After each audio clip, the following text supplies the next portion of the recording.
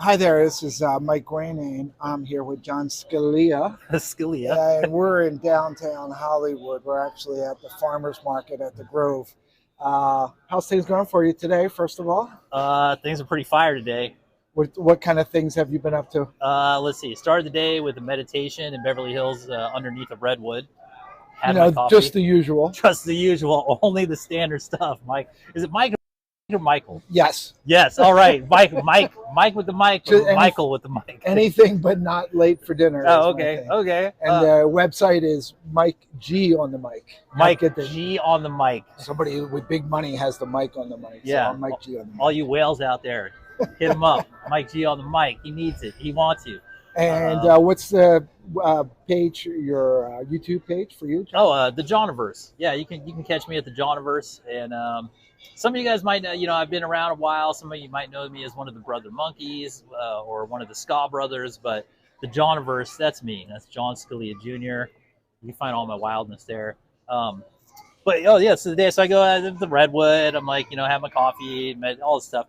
Then I roll back down. I was processing podcasts and some other stuff, and then I did a lap around Beverly Hills as the Chicken Man. Whoa! What to explain to my viewers who might not know who the Chicken Man is? So the Chicken Man is this character that I play where I'm in a chicken suit with a lot of this stuff, and I go around to what's known as the Golden Triangle in Beverly Hills. Okay. And I go around and do public performances as this sort of like character. It's like kind of like a movie star on the loose kind of thing, and I've been doing it for a couple years, and everybody, like content creators, pick me up, and the tourist buses film me, and Team Z puts me on, and like basically I'm just like a celebrity mascot for Beverly Hills. Got it. I've seen a few of them. If anybody wants to see more of John, just give that YouTube page again. It's youtube.com/theJohniverse. The Johniverse. And so it's been good. Like met a lot of ladies, took a lot of photos, did a lot of stuff, and then now I'm back here with you. And what about you? Let's put Mike on the mic. There you go. Mike G on the mic. Mike G on the mic. What's your promoting that other guy's website? Yeah. What's your artistic world? So I'm. We'll go into what we have in common in a little bit, but we're both creative. I'm an actor, host, voice, and now recently credited in stand-up comedy. Really? On that. So I'm in town a lot for filming. I was in town yesterday. For a couple of days filming a TV series on basketball. So commercials, I have some modeling gigs coming up. So a lot of creative things here, but I'm glad I'm here talking to you. Oh, I appreciate it. How long have you been acting? In the Bay Area, I was acting while working the full-time gig in technology security for about 6-7 years. Have been in the LA area and SoCal for 2 years. Okay. And then for the last year, focused on doing it as best as I can. Yeah. Where in the Bay Area were you? East Bay area. Do you know? Are you familiar? Yeah, I went to high school in San Jose. Oh, San Jose in the house. Yeah, San Ramon. San Ramon. High five for San Ramon. Yeah, it was we lived on the mean streets of San Ramon, Danville area in the East Bay. But I worked in San Jose, Santa Clara, right across from the 49ers stadium. So I enjoyed that lovely commute in and out of the Silicon Valley. Oh yeah, the beautiful Silicon Valley. No, it's the only drive that makes the LA drive look good. Yeah, really. Yeah. Silicon Valley, dude. The Bay is just in its own zone. It's in its own dome. It's not one that I prefer. My whole dad's side of the family is from like San Francisco, Daly City, and I'm glad we got out of there. Yeah, I came from colder back east area, originally from Philadelphia, so the Bay Area was awesome. We had a chance to move down south, and if I could use my improper English, down south is awesomer. Yeah, it is awesomer. I like that. So, hey, we do have something in common besides being two good-looking guys. With beautiful hair. What is it? Wait a second. I got the real deal here. Don't hope the wind's not blowing, or else my tooth will fall. What do we have in common? Well, love of Italian food and cheesesteaks. Yeah. but like on a much lower level, we both did graduate from West Point. Really, we did. Yeah, we did. He's right. John is right. Michael Gwynn, and I'm a 1986 graduate of West Point, and courage never quits. I'm a graduate in 1998. Duty will not wait. Oh. Which funny thing, we had like 3 other better mottos, and I'm pretty sure the Academy picked the lamest one. I think because we had Masters of Fate. Oh, that's 98 Masters sounds of Star Fate. Wardian. Yeah, we had that one. We had a couple other ones that were just like heavy metal album titles, and they were like, no. I can't imagine why they wouldn't pick those. Really. Well, we can also go into our discussion at some point about the removal of duty, honor, and country. Talking about mottos. Oh yeah. Well, the whole West Point thing. West Point's being affected by like corporate control, and they're using the Army to like go back into West Point to get institutional control, which is never how it was set up. It was set up for Washington had a vision, and Jefferson signed it in where there was like supposed to be a repository of military wisdom. It wasn't supposed to be a engineers, feeder. Yeah, specifically engineers. Yeah. It was never supposed to be a feeder into the Army. That was like a secondary thing. That was like a primary, like Oh, by the way, these engineers can actually lead soldiers at some point. So it was like, let's get them all in, and do that. So, but yeah, West Point. Yeah, we graduated from there. And like, so what'd you do when you got into the Army? I was in the field artillery. And I always tell people, unless you're from Oklahoma, that I had a 3-year vacation in Germany, and then I served a 2-year sentence in Oklahoma. Oh, wow. Yeah, so sentence meaning that it was not the best place of all places. People, did you really serve a sentence? I'm like, no. So I was in there right when Desert Shield and Desert Storm was kicking off. I was just made captain, and I literally had the bags packed, but they decided anybody who's actually teaching to keep teaching because they were throwing people through all the training areas.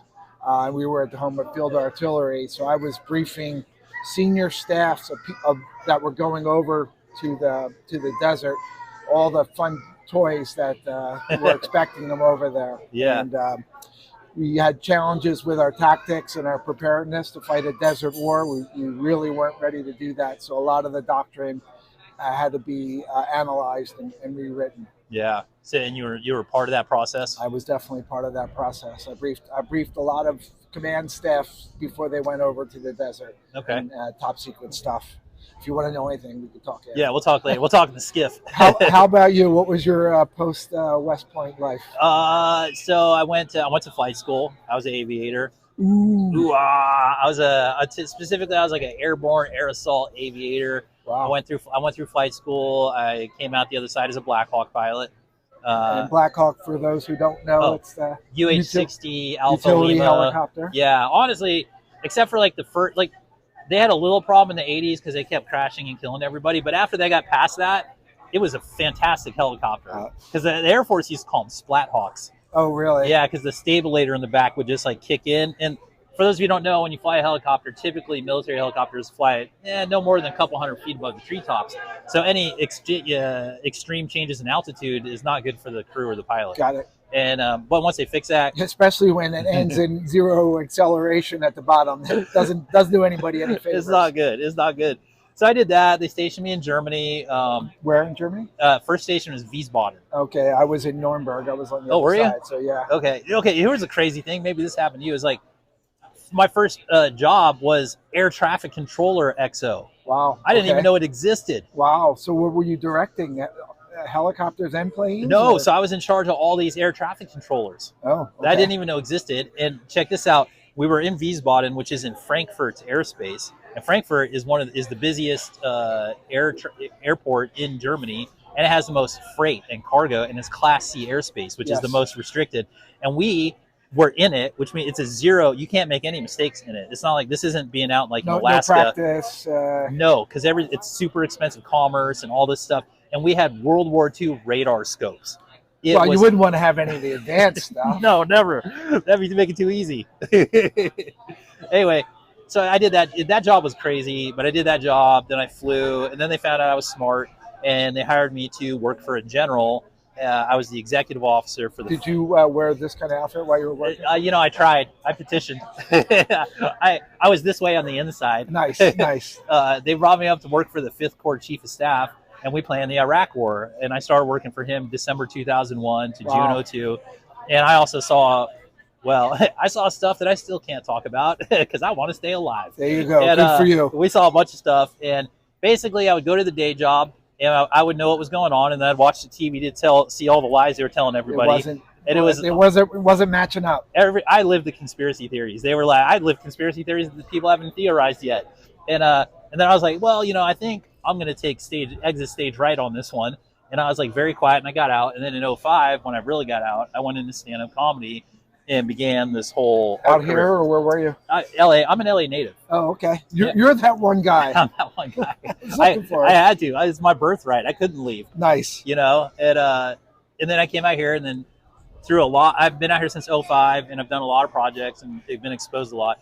And recently, within like the last 6-8 months, a consortium of West Pointers, and I thought this might happen one day. Wait a second, West Pointers coming out west? Yeah, they finally came out west. They finally decided, hey, we need to get into Hollywood, and we finally had enough guys turning into artists and finding their own stories and processing what they've gone through and laterally transferring their skills into this art world that recently we came together and we have a fact-finding group to find a creative movie studio and a literary agency. And got it. And you go with the name there? Go with the name. Was it Whitney? West Point, West Pointers in Media and Entertainment. Yeah, yes. Yeah. All right, yeah. making sure we all have the same one. Yeah, we got the same one, and that's where now we're merging forces, and that's where I met you. And there's like 7 or 8 of us right now, and there's forces. More that are around that haven't joined with us yet. Yeah, because we know from VME, Veterans in Media and Education, Entertainment, that's also here.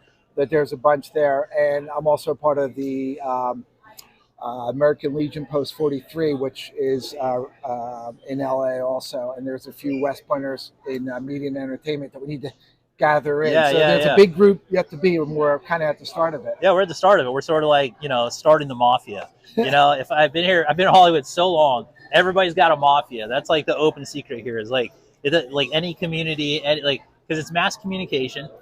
And it's an unregulated game, and everybody comes in here with their pocketbooks and their agenda. It doesn't matter. It's like the Scientologists, the LGBTQ, start naming people. Yeah. And there's Joe Smith and Harry Johnson. He's got a little plan of his own. There's a bunch of groups. It's so we're organizing, and we're doing it based on our values and our experiences, which we're not represented, and we are literally created to lead the world.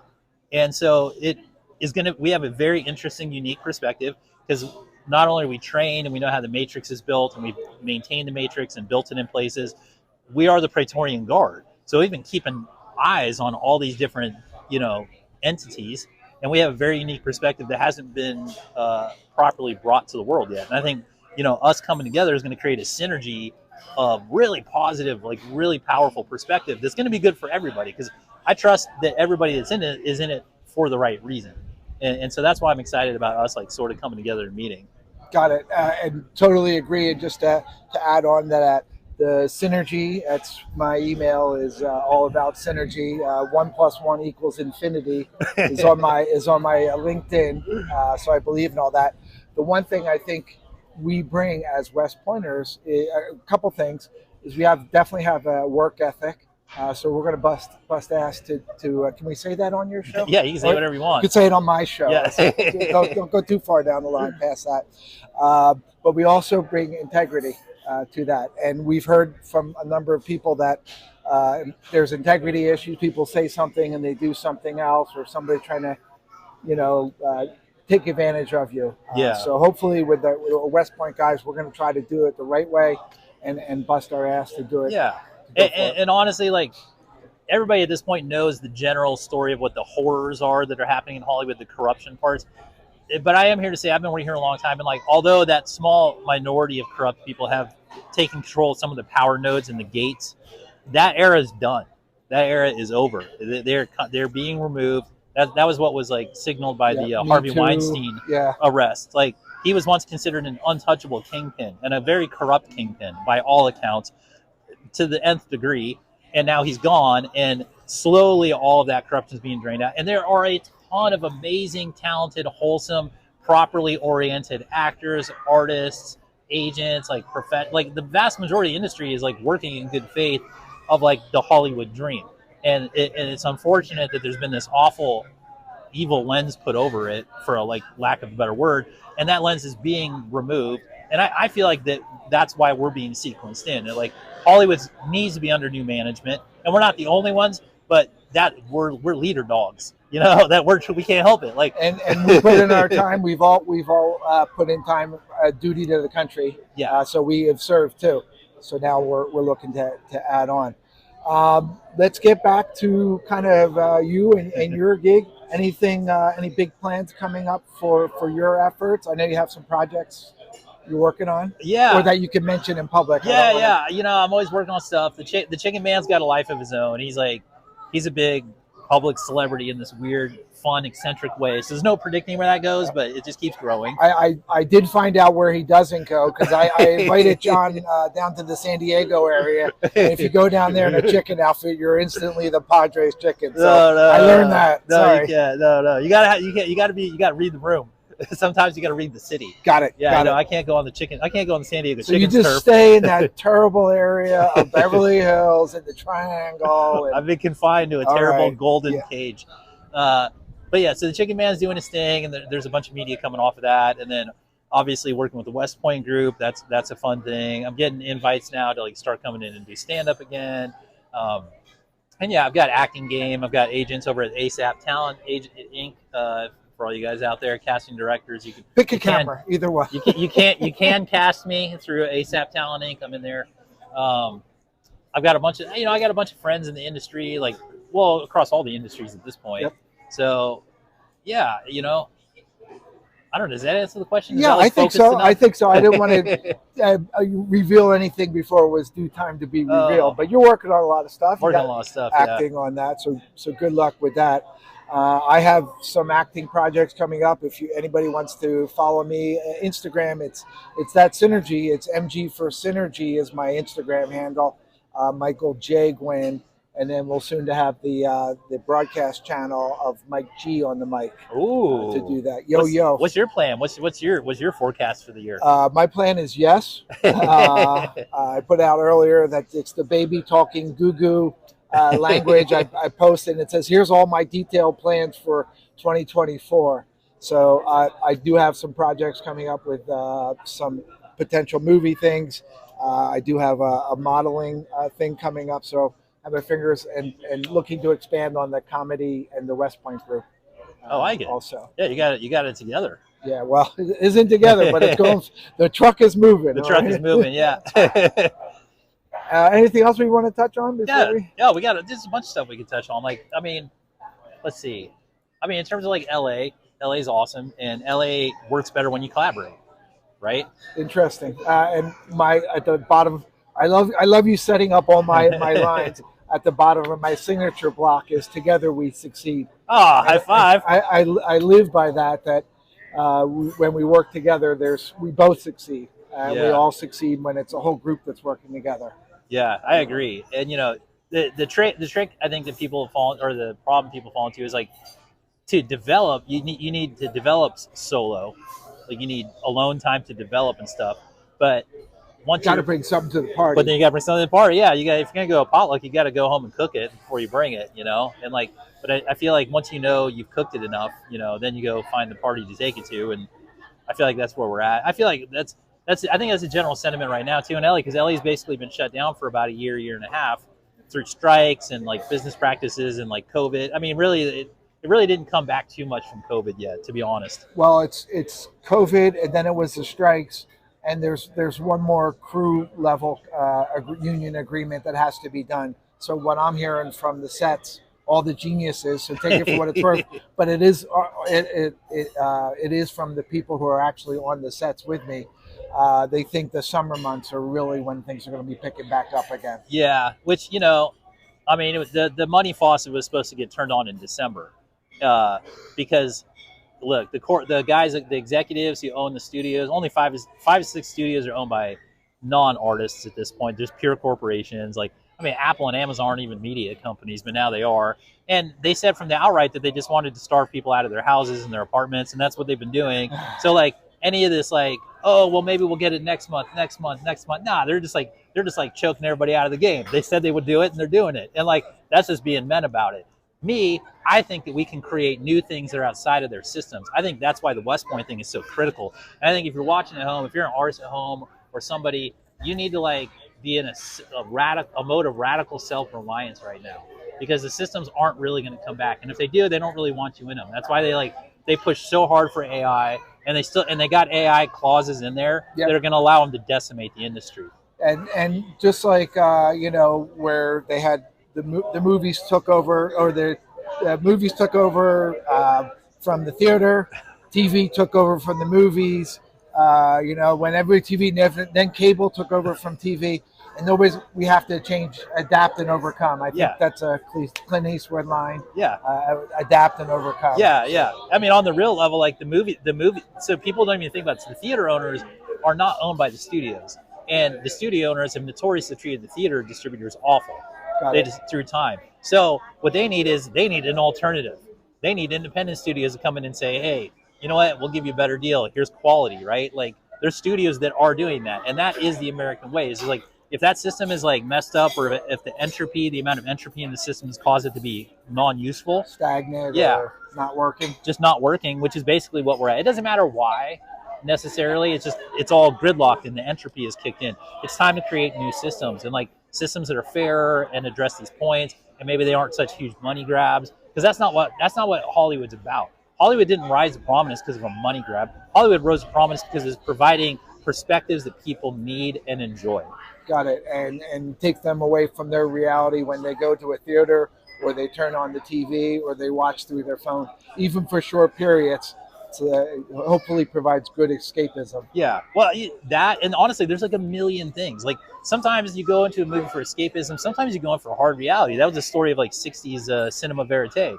Was like we were sick of seeing these like diagrams of upper class living and high society problems and all these people that nobody knew on screen. Marlon Brando showed up and said, hey, this is what a working class guy looks like. Pay attention for once. This is how you process emotions. Like people need actors to show them how to process emotions. Now, we're in an era where therapy and all these things have like come on the scene, and so it's not as vital as it was, but truthful perspectives, how to process life, whether it's sometimes you need to escape life and sometimes you need to be deep in it in the theater. But like helps the theater explain life, help us, like there's so many ways. Like sometimes you need to be seen on screen, sometimes you need to not be seen on screen, sometimes like you need to see like aliens, sometimes you need to see humans, sometimes you need to be scared to death, sometimes you need to be like blissfully like brought to God. Like there's a million different ways to like give a perspective, and they're all necessary. Yep. Wow, so many options to do that.